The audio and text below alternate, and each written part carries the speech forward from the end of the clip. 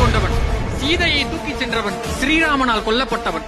3 வரிகளுக்குள் என் வரலாற்றை முடித்து காட்டுபவர்களே ராவணன், ராவணேஸ்வரன் பேசுகிறேன்.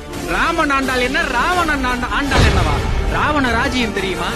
என் கோட்டை சுவற்றை தாண்டுவதற்கு வெளிச்சம் காற்று என் காலன் கூட நடுங்குவான். சொன்னது நான் கிடையாது, எதிராளி அனுமன்.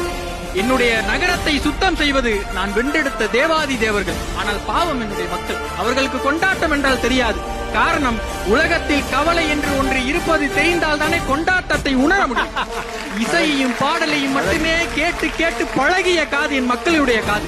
ஒரு நாளும் அழுகையும் புலம்பலும் அவர்களுக்கு என்னவென்றே தெரியாது. யார் என்ன சொல்வது, எனக்கே தெரியும் என்னுடைய சாவிற்கு காரணம் நான் செய்த தவறு. யாராவது சொல்ல முடியுமா என்னுடைய கோபமும் தவறு? வரலாறு முழுக்க வீழ்த்தப்பட்டால் அவன் வீரன் கிடையாது, அப்படித்தானே?